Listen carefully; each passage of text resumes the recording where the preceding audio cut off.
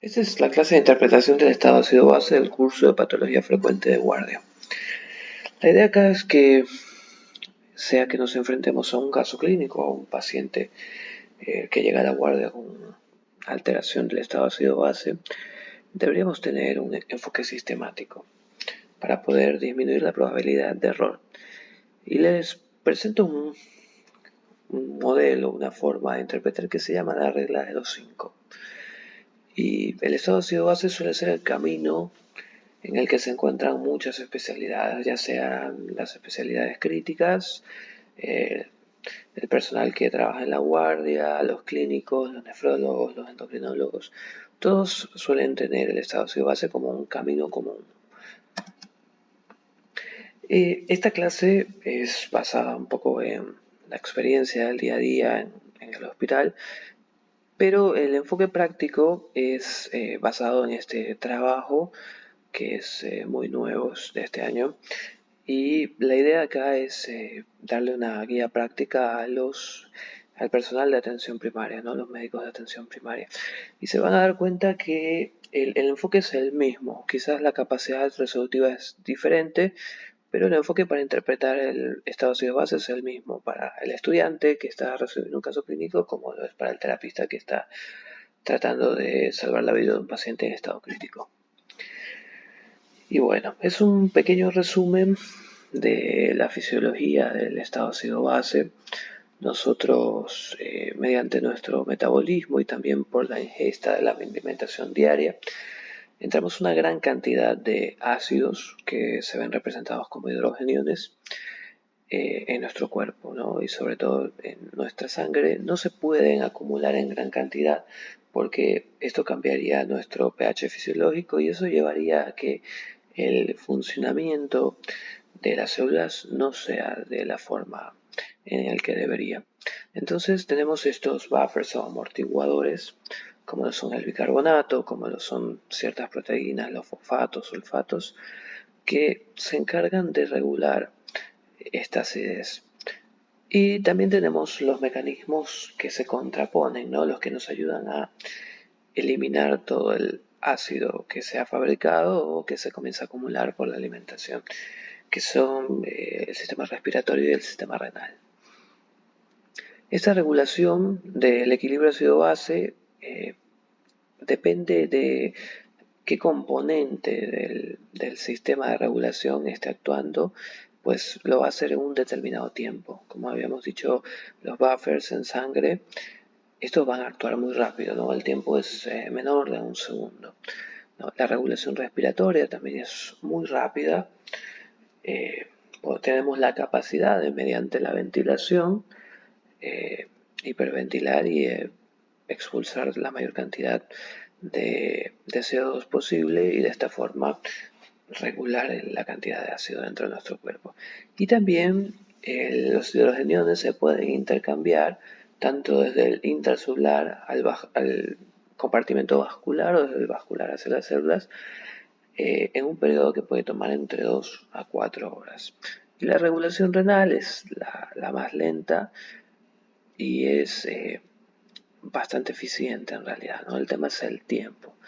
Y lo que podemos sacar como conclusión es que el cuerpo humano en condiciones normales tiene la capacidad de regular muy bien los ácidos, pero eh, en estados de enfermedad, en estados de disregularización, no vamos a poder hacerlo de forma eficiente. Entonces ahí vamos a eh, comenzar a tener trastornos del estado ácido base. Entonces, ¿qué es importante antes de arrancar con la clase? Pues hablar un poco de la recolección de la muestra.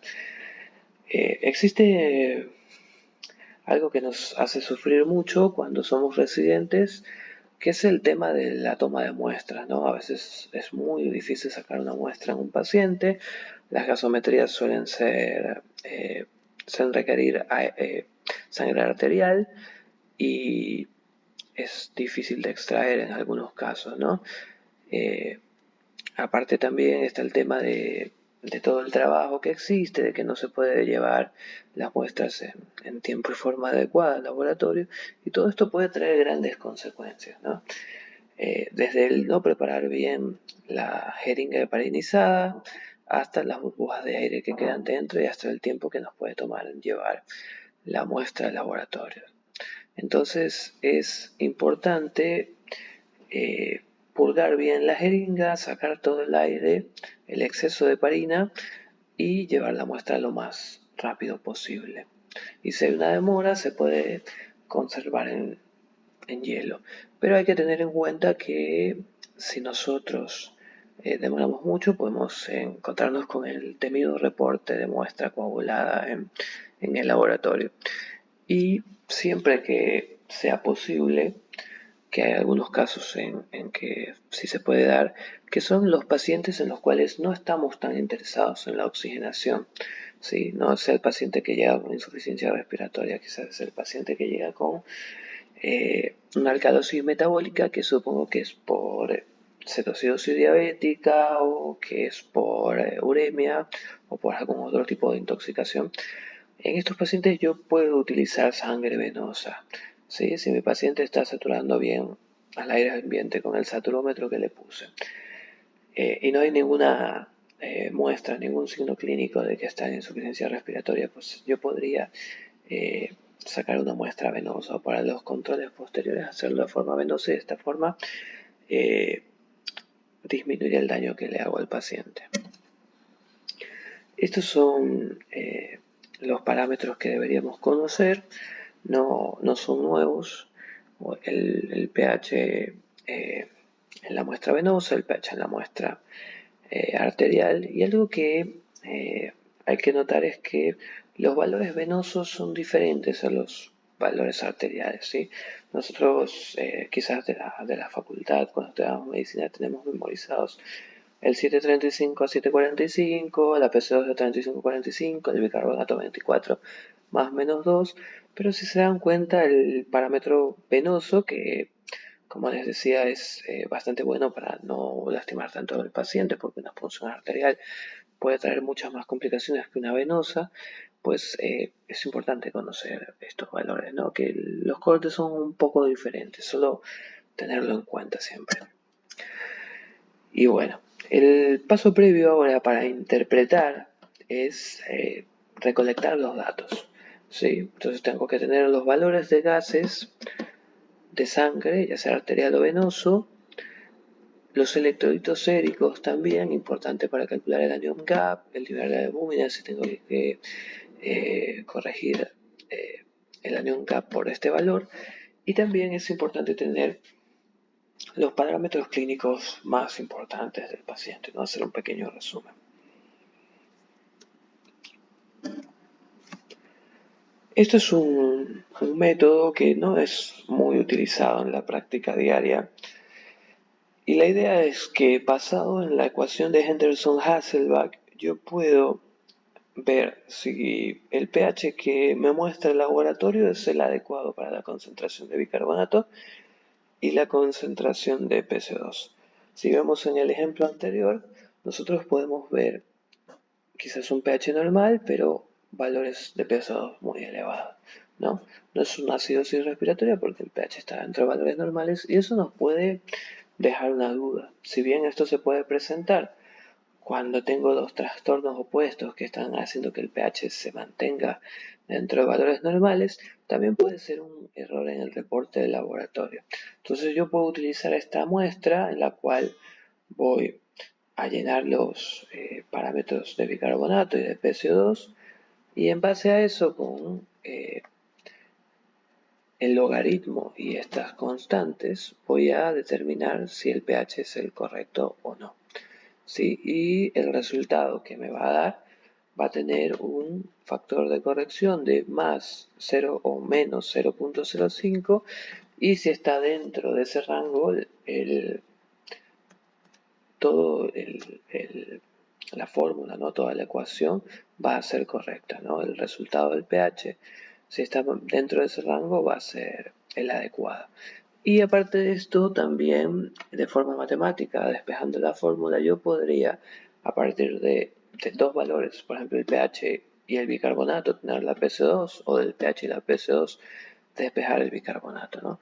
Pero bueno, No es muy utilizado en la práctica, pero los comento por si acaso en algún momento hay algún estado ácido base que no cierra, que no parece adecuado, probablemente existe un error y este error se puede demostrar de esa forma.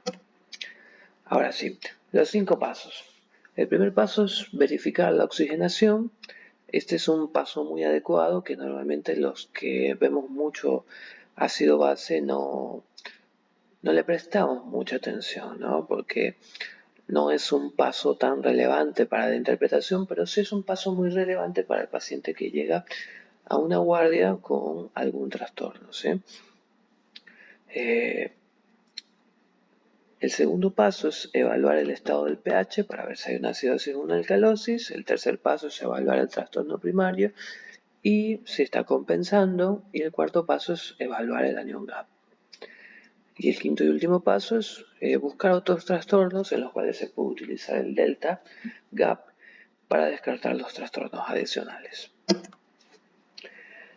Entonces, el primer paso, verificar la oxigenación. Cuando nos llegue un reporte de estado ácido-base, vemos la PO2 y si la PO2 está entre 80 y 100, me voy al segundo paso, no le doy más vuelta. Pero si la PO2 está disminuida, es decir, menor de 80, sugiere que mi paciente tiene hipoxemia y esto me va a dar muchos datos útiles. Si mi paciente tiene hipoxemia, me dice que lo que le está sucediendo va por ahí. Probablemente tenga algún problema respiratorio que le llevó a esta hipoxemia y que le lleva a esta alteración del estado ácido-base. La hipoxemia debe siempre interpretarse en el contexto de la fracción de oxígeno inspirado, es decir, si está aire ambiente o no, ¿sí? Y para esto se puede estimar la PO2 multiplicando la FiO2 por 5. ¿Sí? Si es al 21%, o sea, el aire ambiente es 21 por 5 que me da 105. ¿Sí? Y eso normalmente se usa para clasificar la hipoxemia, pero yo tengo que tener en cuenta que si mi paciente no está al aire ambiente, no puedo utilizar 100 menos la edad por 0.3, que es la fórmula, ¿no? Yo lo que debo hacer es ver si está, por ejemplo, con cánula 1 litro, saber que la FiO2 es 24 y multiplicar el 24 por 5. Y en base a eso, determinar cuánto yo espero de PO2, ¿no? ¿Qué se hace? Si está el aire ambiente, 100 menos 0.3 por la edad. Supongamos que es un paciente de 60 años y multiplico 0.3 por 60, me da 20 o un tercio también. Es otra forma de verlo. Y si le resto 100 a 20 me da 80. Ese es el P2 esperado por la edad. Y basado en el valor que me da, yo lo clasifico como hipoxemia leve, moderada o grave, ¿sí? En base a estos valores que quedan acá. De 60 a 80, a menos de 80 a 79, hipoxemia leve. De 40 a 59 moderada y menos de 40 hipoxemia grave. Y en base a esto yo voy a tener que tomar una decisión. Probablemente si está en hipoxemia grave, pues va a tener que pasar una unidad cerrada, va a necesitar intubación orotraqueal y asistencia respiratoria. Y si está en moderado, pues voy a tener que prestar mucha atención porque es un paciente que se puede complejizar de forma muy rápida. Y si la hipoxemia es leve, pues igual debo tenerlo en cuenta, pero probablemente sea algo que sea un poco más fácil de manejar con una cánula nasal, con una máscara de reservorio. Y acá les pongo un ejemplo, ¿no? Este es un hombre de 75 años que lleva una sala de urgencias con dificultad respiratoria y fiebre. Se sospecha una neumonía y se le realiza una gasometría arterial. Los resultados son la PO2 de 68 y está al aire ambiente, ¿no? Le hago la fórmula esperada, 100 menos 0.3 por la edad y me da 100 menos 22.5 que me da un resultado de 77.5 para la cual mi paciente tiene 68. Entonces, basado en eso, yo puedo calcular algo que, o sea, la PAFI, que todos ya la conocemos, y también puedo calcular algo que es bastante útil, que es la FiO2 necesaria, que es la cantidad de oxígeno que yo debo dar de forma suplementaria para que mi paciente tenga una PO2 mejor. que en este caso se calcula basándonos en a qué quiero yo llegar, que es 80, dividido para la PAFI de mi paciente, que es 324, que está calculada acá, y me da 0.24, que 0.24 es una cánula nasal a 1 litro, ¿sí? Quizás le puedo poner a 2 litros, le puedo poner a 3, dependiendo del paciente, y en base a eso pues va a tener una PO2 más alta, ¿no? Esto igual es estimado. Entonces, esto de acá es de las sistemáticas de clínica médica, es una imagen eh, muy útil, ¿no? para el residente, porque basado en ese cálculo de la FIO2 necesaria, yo determino, basándome en la FIO2 aproximada, cuál es el flujo que voy a necesitar y en base al flujo, pues el dispositivo que voy a utilizar. El paso 2 es evaluar el estado del pH. Si el pH está entre 7.35 y 7.45, está normal, pero si está por debajo de eso va a estar ácido y si está por encima de eso va a estar alcalótico, ¿sí? Tener en cuenta que un valor de pH normal, de pH2 normal o de bicarbonato no excluye otro trastorno del estado ácido-base. Como veíamos en el ejemplo al principio, podemos tener un paciente que tiene una alteración del estado ácido-base, ya sea acidosis o alcalosis, y mostrar un pH normal. ¿Sí? Y bueno, después de eso, de determinar si es acidosis o alcalosis metabólica o respiratoria, cualquiera que sea, voy a ver la compensación y después de eso voy a buscar el anion gap y después otros trastornos, ¿no? Bueno, este es un esquema de lo que habíamos hablado, acidosis o alcalosis, dependiendo del valor, y después de eso vamos a determinar el trastorno primario y la compensación. Este es otro esquema que está muy bueno porque me ayuda a ver, es un algoritmo, ¿no? Que me dice el orden lógico de los pasos que debo seguir.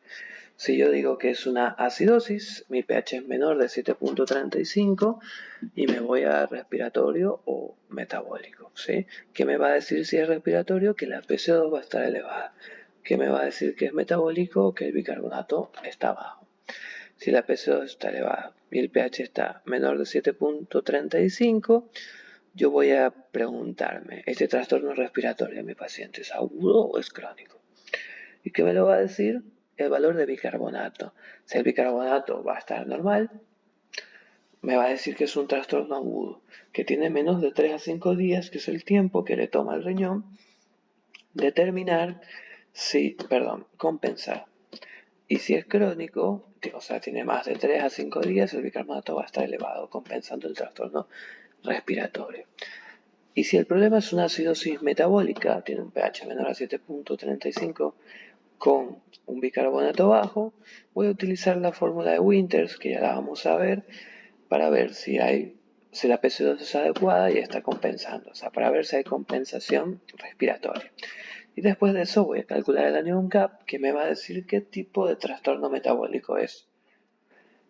En el otro lado del algoritmo, las alcalosis, ya habíamos hablado que tienen un pH mayor de 7.45 y van a ser igualmente respiratorias o metabólicas. Respiratorias si la PC2 está baja y de igual forma pueden ser trastornos agudos o crónicos. Y vamos a encontrar el bicarbonato normal en el trastorno agudo debido a que todavía no está compensando, o ese bicarbonato va a estar disminuido en el trastorno crónico debido a que ya va a estar compensando.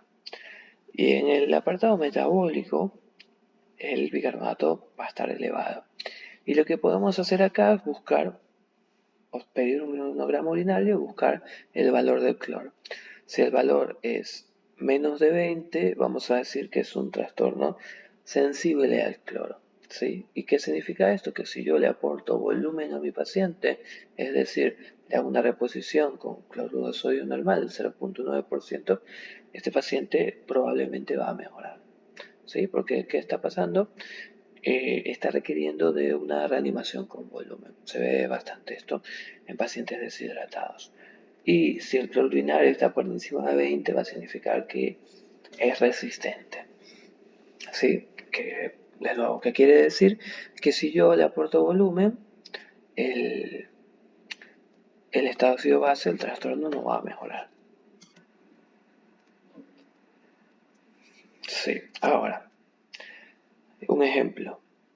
Con un pH menor de 7.35, si el estado ácido base me muestra un pH de 7.30 con una pH2 de 50 y un bicarbonato de 24, o sea, un bicarbonato dentro de valores normales, y una pH2, que es el parámetro ácido que está elevado, yo voy a decir que esto es una acidosis respiratoria. Y que probablemente sea un trastorno agudo, porque el bicarbonato no está compensando. De igual forma, si el estado ácido base muestra un pH en 7.30, una pH2 de 30 que está baja y un bicarbonato de 12 que estaba bastante bajo también, esto me sugiere que la causa principal es una acidosis metabólica, ¿sí? Porque una pH2 baja no justifica un pH bajo, porque son inversamente proporcionales. Pero un bicarbonato bajo sí justifica un pH bajo, porque son directamente proporcionales.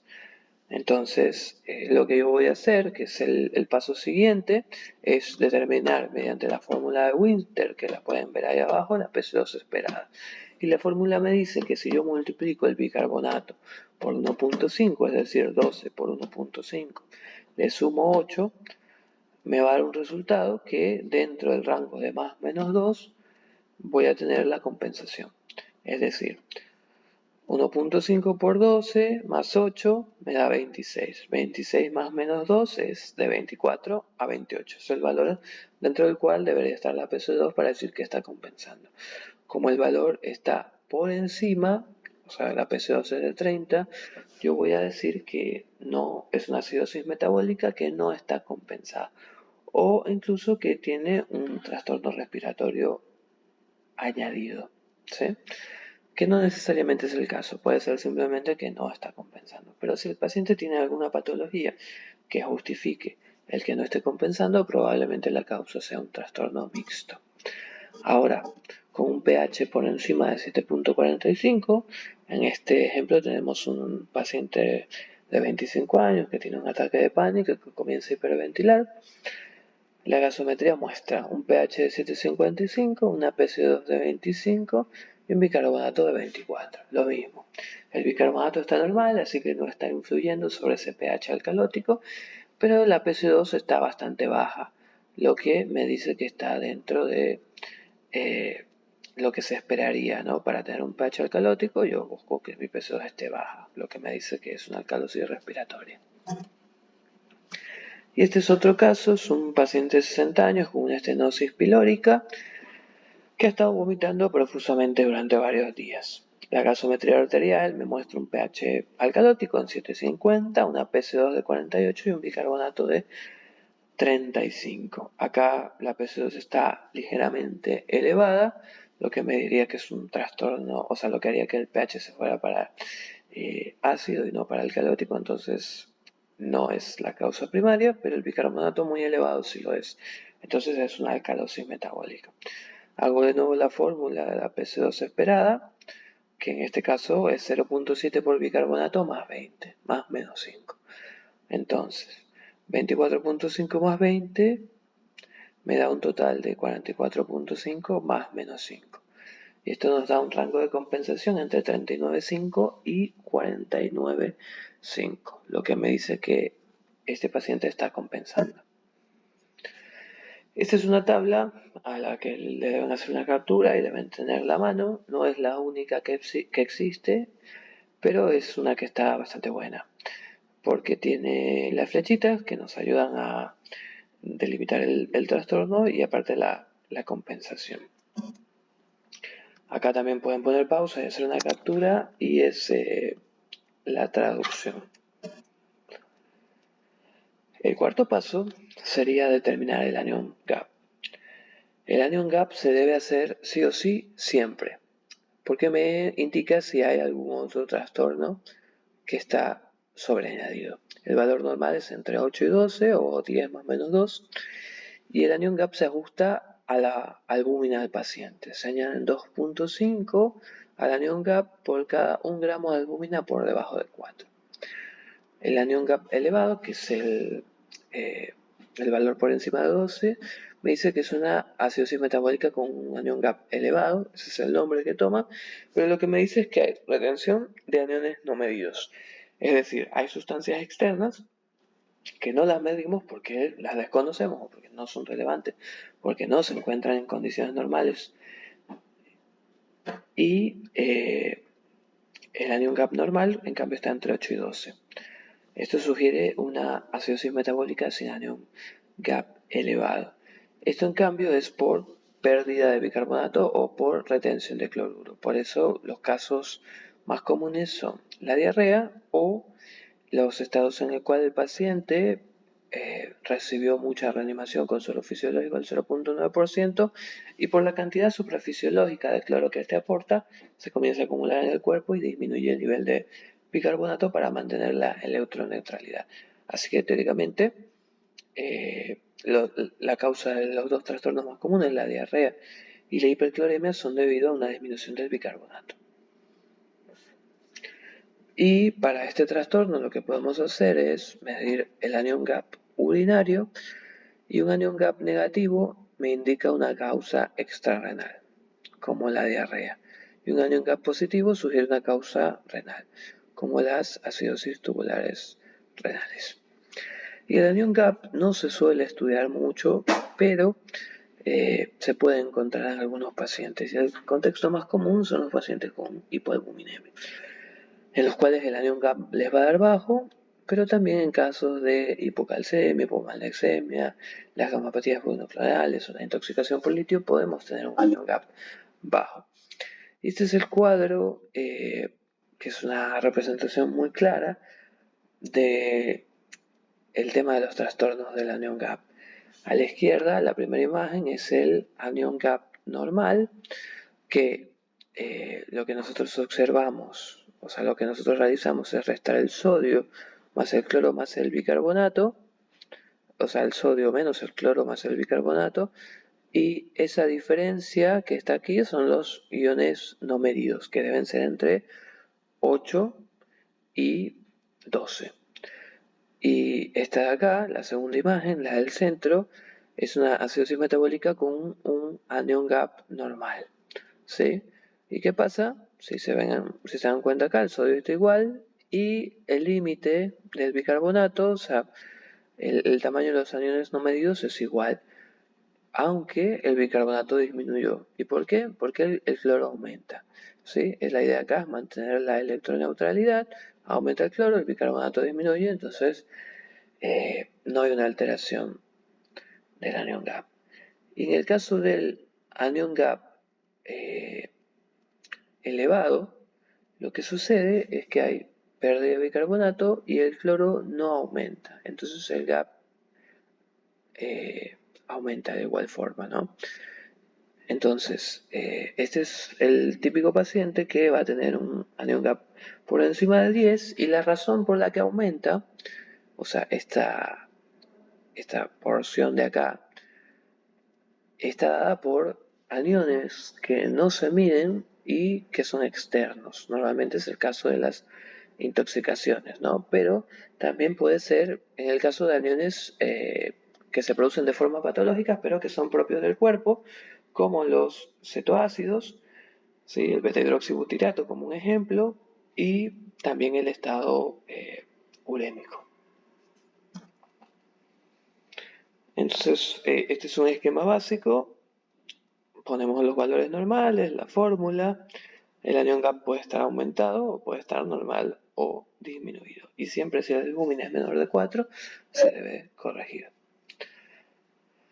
Estos son unos casos ejemplo de anion gap elevado. Este es un paciente con cetoacidosis diabética, diabético tipo 1, que tiene un sodio de 135, un cloro de 95 y un bicarbonato de 10. Si hacemos el cálculo, 135 menos el bicarbonato más el cloro, 95 más 10 es 135 menos 105, me da un anion gap de 30, que es un anion gap elevado. El ejemplo 2 es una acidosis láctica, un paciente en shock séptico y tiene un metabolismo anaeróbico.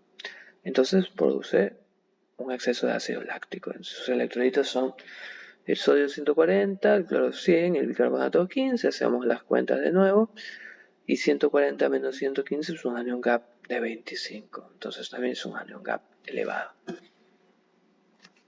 Esa es una mnemotecnia muy conocida, el famoso Mood-Piles, también está Goldmark, y les dejo este como ejemplo de todas las sustancias que se pueden agregar, ¿no? El metanol, la uremia, que como habíamos hablado es endógena, la diabetes con los cetoácidos, la intoxicación por paracetamol, por isoniazida, la acidosis láctica, el etanol, los salicilatos. Y estos son unos ejemplos de pacientes con anion gap normal, un paciente con una diarrea severa, pierde grandes cantidades de bicarbonato en las heces.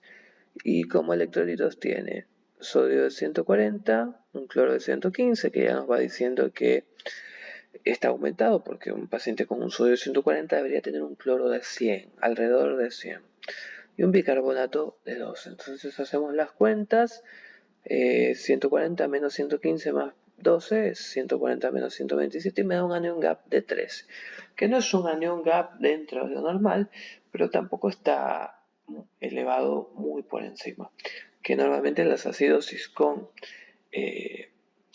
sustancias exógenas ácidas suelen tener anion gap por encima de 20.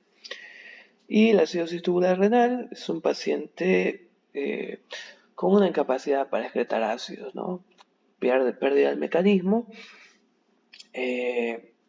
renal de eliminación de ácidos, que es la acidez titulable.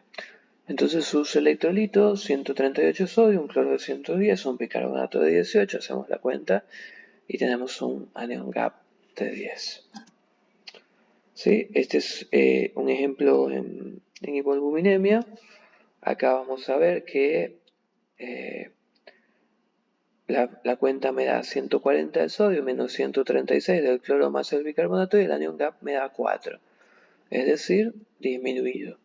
Pero si me doy cuenta que mi paciente tiene una albúmina que está baja, por ejemplo 1.5, un síndrome nefrótico, un cirrótico, yo hago el cálculo y me sale 4 más 6.25, que es el resultado de la resta de la albúmina normal menos la albúmina del paciente por 2.5 y me da un anion gap corregido de 10, que es normal. Y este es un caso de un paciente con mieloma múltiple que produce grandes cantidades de inmunoglobulina y son para proteínas con carga positiva, por lo cual la parte positiva va a estar aumentada y la parte negativa se va a mantener normal. Entonces, los mismos cálculos, ¿no? Me da 138 menos 130, el anion gap 8. Y bueno, ese es un algoritmo, que los algoritmos siempre son muy útiles cuando tenemos un paciente y queremos irlo interpretando, ¿no? Si el anion gap está elevado y está más de 20, yo digo probablemente es una intoxicación. Entonces hago un gap osmolar sérico. Que el gap osmolar sérico es la resta de la osmolaridad medida por laboratorio menos la osmolaridad calculada utilizando la fórmula que todos conocemos para calcular la osmolaridad. Si ese valor del gap me da más de 10, yo digo que probablemente la intoxicación sea por etanol o polietilenglicol, y si es menos de 10, probablemente sea uremia, cetoacidosis, acidosis láctica, salicilatos o isoniazida. Si el anion gap es normal, yo lo que voy a hacer es un anion gap urinario. Si es negativo 0, digo que son pérdidas extrarrenales, como diarrea, y si es positivo, voy a decir que es renal. ¿Sí? Como las acidosis tubulares, que basándome en el pH, si es más de 6, digo que es una tipo 1, y si es menos de 5.5, veo el potasio sérico, y si es hipocalémico mi paciente es una acidosis tubular renal tipo 2 y si el paciente está hipercalémico es una acidosis tubular renal tipo 4. Aparte del anion gap urinario también puedo hacer el delta gap urinario, que es lo mismo que el gap osmolar en sangre, pero en orina. Existen de hecho muchas formas de hacerlo, pero la idea es calcular de forma indirecta la secreción de amonio. Y si está disminuido, lo que habíamos hablado, ¿no? Hipoalbuminemia, gamapatías, intoxicación por litio, hipermagnesemia e hipercalcemia. Y acá está el paso 5, trastornos adicionales. Para ver trastornos adicionales, yo lo que primero tengo que pensar es si mi paciente tiene una acidosis metabólica. ¿Sí? Los trastornos adicionales son estados ácido-base en el que el paciente tiene más de 2 alteraciones, es decir, 3 alteraciones. ¿Sí? ¿A qué me refiero con esto? Si mi paciente tiene 2 alteraciones, una acidosis metabólica con una alcalosis respiratoria, probablemente sea producto de la compensación. Pero si yo quiero saber si existe otra alteración más agregada, lo que debo hacer es el delta-delta, pero solo se puede utilizar cuando hay acidosis metabólica por medio. Que en realidad siempre que hay un trastorno triple, hay acidosis metabólica y alcalosis respiratoria, porque son las únicas que se pueden dar en conjunto. Las acidosis respiratorias y las alcalosis respiratorias nunca pueden estar juntas, porque no se puede hiperventilar y hipoventilar al mismo tiempo. ¿Sí? Entonces esta es la fórmula. El delta gap es el delta del anion gap menos el delta del bicarbonato. Que el delta del anion gap es el anion gap medido menos el anion gap normal. Por ejemplo, un anion gap de 30 menos 12, que es el normal. Y el delta del bicarbonato, que es el bicarbonato normal, que es 24, menos el bicarbonato que tiene mi paciente. Existen muchas formas, bueno, en realidad existen 2 formas de calcular esto, pero esta es una de las más convencionales, que es restar los deltas, porque también se pueden multiplicar, pero la interpretación va a ser de otra forma. En este caso, en el cual se resta, el resultado se va a interpretar de la siguiente forma. Si va mi resultado de menos 6 a más 6, no hay trastorno adicional. Si es mayor a 6, sugiere una alcalosis metabólica adicional. Y si es menor a 6, sugiere una acidosis metabólica hiperclorémica adicional. ¿Sí? Que puede ser un paciente con cetoacidosis diabética que además hizo diarrea y que como está muy ácido porque tiene 2 tipos de acidosis puesta, está hiperventilando para eliminar CO2. ¿Sí? Y bueno, estos cálculos están basados en que por cada aumento de 1 del anion gap, el bicarbonato debería disminuir 1. ¿Sí? Entonces, si mi anion gap aumenta 2, pero el bicarbonato no está disminuyendo de forma adecuada, yo digo que mi paciente tiene un trastorno adicional. ¿Sí? Esa es la forma de interpretarlo. Y lo que yo hago pues es el cálculo y ver qué resultado me da. ¿Sí? Entonces, si yo tengo un paciente diabético con cetoacidosis que ha estado con náuseas y vómitos durante 24 horas, el pH va a ser 7.30, la PC2 va a ser 30 y el bicarbonato va a ser 15. Entonces va a ser un paciente con una acidosis metabólica. ¿Sí? La PC2 está en 30, yo debería calcular el Winters para ver si está compensando o no. Y hago el anion gap. Si me da elevado, que en este caso da 30, entonces yo puedo utilizar el delta-delta para ver si hay otro trastorno. ¿Sí? En este caso hago 30 menos 12, que es 18, más 24, digo menos 24 menos 15, que es el delta del bicarbonato, 9. Y 18 menos 9 es más 9, ¿sí? Que es un delta gap elevado. El paciente tiene una acidosis metabólica con anion gap elevado debido a la cetoacidosis diabética y también tiene una alcalosis metabólica, porque está perdiendo ácido clorhídrico debido a los vómitos, ¿sí? Entonces es una acidosis metabólica con una alcalosis metabólica. Ambas combinaciones coexisten, pero la alcalosis mitiga la caída del bicarbonato. Este es un paciente de 58 años con insuficiencia cardíaca, está en tratamiento con los 4 fantásticos, más furosemida 20 miligramos cada 6 horas. Acude a la guardia en una intoxicación por metanol y tiene un pH de 7.25, una PC2 de 28, un bicarbonato de 18. Entonces tiene una acidosis que es metabólica. ¿Sí? El sodio está en 145, el cloro está en 95, me paso directamente a ver cómo está el, el anion gap, que me da 32, es un anion gap elevado, entonces es una acidosis metabólica con anion gap elevado, ¿sí?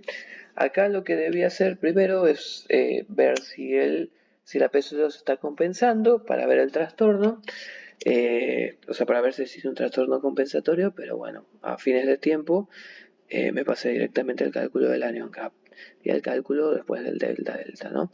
El delta del anión da 20 y el delta del bicarbonato da 6. Y el cálculo es 20 menos 6 es más 14. Entonces tengo una acidosis metabólica con anion gap elevado por el metanol, con una alcalosis metabólica por el uso de diuréticos, ¿sí? Y la alcalosis impide que el bicarbonato caiga a los niveles esperados para la gravedad de la acidosis que tiene. Y este es un paciente con enfermedad renal crónica al que le da una diarrea muy severa. Tiene un pH de 7.05, casi que está en el rango, acercándose al rango incompatible con la vida. Tiene una PCO de 25 y un bicarbonato de 8, que está muy bajo. Tiene un sodio de 135, un cloro de 105. Probablemente este paciente se conecte a diálisis de emergencia. Lo que hace la diálisis en realidad no es nada mágico, lo que hace es aportar bicarbonato mediante el líquido del dializado. Pero bueno, como tenemos tiempo, porque es un caso clínico, le hacemos el anion gap, que nos da 22, está elevado, y el delta gap nos da menos 6, que está en el límite. El paciente obviamente tiene una acidosis metabólica con anion gap elevado debido a su falla renal, pero también tiene una acidosis metabólica con anion gap normal, por la pérdida de bicarbonato en la diarrea, ¿sí? Y bueno, esos han sido los ejemplos. Bueno, nos queda uno más de acidosis tubular renal, que es el mismo caso, ¿no? Es un paciente, o sea, es un caso muy parecido, ¿no? El paciente tiene una acidosis metabólica por ingesta accidental de aspirina en el hogar, que me da una acidosis metabólica con anion gap elevado, pero además es un paciente que tiene una acidosis tubular renal, que es más común en los pacientes pediátricos. Lo dejaron en la casa solo y pues se intoxicó con aspirina. El anion gap menos de 8 es bajo, lo que me indica que el paciente tiene la acidosis con anion gap elevado por la intoxicación por aspirina, pero debido a la acidosis tubular también tiene una acidosis metabólica con un anion gap normal. Y ahora este sí es el último caso.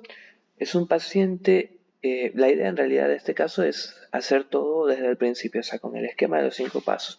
Porque lo que hicimos anteriormente era poner un ejemplo de cada cosa de lo que íbamos tratando, como para dejar que la idea se concentre y se haga más clara. Y ahora la idea es seguir desarrollando esquemáticamente paso a paso. Entonces, tengo un hombre de 55 años, traído a la guardia, con estado mental alterado, náuseas y vómitos. Tiene antecedente de alcoholismo y fue encontrado cerca de envases vacíos de anticongelante, que es el etilenglicol. Entonces, le tomamos los signos vitales, tiene un pulso de 110, tiene una presión arterial de 90-60 y una frecuencia respiratoria de 28. ¿Qué está haciendo? Está hiperventilando para eliminar los ácidos.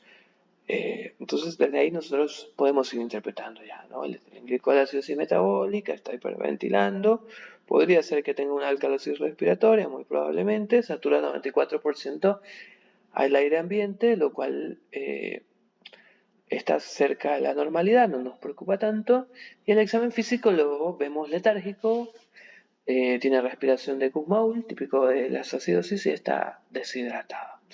Le sacamos unos gases arteriales y vemos que tiene un pH de 7.12, una PCO2 de 22, un bicarbonato de 7, muy bajo, y una PO2 de 85. ¿Sí? Tiene unos electrolitos de 140, un cloro de 100 y una osmolaridad sérica de 360. Y una albúmina de 4, es decir, normal, así que no vamos a tener que corregir ese anion gap por albúmina. ¿Sí? Entonces, el primer paso que se puede hacer es verificar la consistencia, es lo que habíamos hablado. Y me sale que mi paciente tiene un pH basado en el algoritmo, debería tener un pH de 7.12, basado en el algoritmo y los valores de PCO2 y de bicarbonato. Entonces mi paciente tiene 7.12 y lo que me arroja la fórmula es 7.125, que está dentro de lo normal, entonces me dice que no hay ningún error de reporte de los valores. Bueno, ese sería el paso previo. Ahora sí, el paso 1, veo el estado de oxigenación de mi paciente. Habíamos dicho que si la P2 está por encima de 85, no hago nada más, paso directamente al paso 2, pero para motivos de docencia, didácticos, hacemos el cálculo de cuánto debería tener y debería tener 83.5, ¿no? Por la fórmula, la de la P2 esperada ajustada a la edad. Y él tiene 85, así que muy bien. Entonces el paso 2, el pH 7.12 me indica que está con acidemia. Y el paso 3 es determinar el trastorno primario. El bicarbonato está bajo, lo que me dice que es una acidosis metabólica, y la PSO está abajo, lo que me dice que probablemente esté compensando de forma respiratoria. Entonces, el paso 3 es determinar el trastorno primario y la compensación. Entonces, hago la fórmula de Winter y me da que mi rango esperado es de 18.5 a 20.5.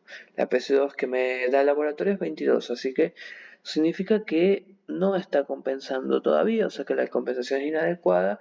O también me puede decir que podría tener una acidosis respiratoria concurrente, que en este caso no lo sabemos, pero podría. El paso 4 es calcular el anion gap, que el resultado es 33, que es un anion gap elevado, lo que me indica una acidosis metabólica con anion gap elevado, que ya sabemos que es debido a ciertas sustancias que se acumulan, que aumentan el anion gap y que son ácidos. Entonces, le calculo el gap osmolar. Para eso primero tengo que calcular la osmolaridad, que me da 291, y la osmolaridad sérica medida por el laboratorio menos la calculada me da 360 menos 291, que me da 69, que el anion gap elevado me sugería que podía ser una intoxicación por etilenglicol, si nos recordamos en el del algoritmo, ¿no? Que es justamente lo que se sospecha que tomó, porque había recipientes cerca de anticongelante. Y para el trastorno, para el paso 5, para valorar el trastorno adicional, yo lo que hago es hacer el delta del anion gap me da 21 y el delta del bicarbonato me da 17. Entonces 21 menos 17 me da más 4. Esto me dice que el gap está dentro de lo normal, lo que revela que no existe ningún trastorno adicional. Y entonces, como conclusión, mi paciente tiene una acidosis metabólica con anion gap elevado debido a la intoxicación por etilenglicol y que no está compensando todavía de forma adecuada. Así que probablemente tenga un trastorno respiratorio adicional.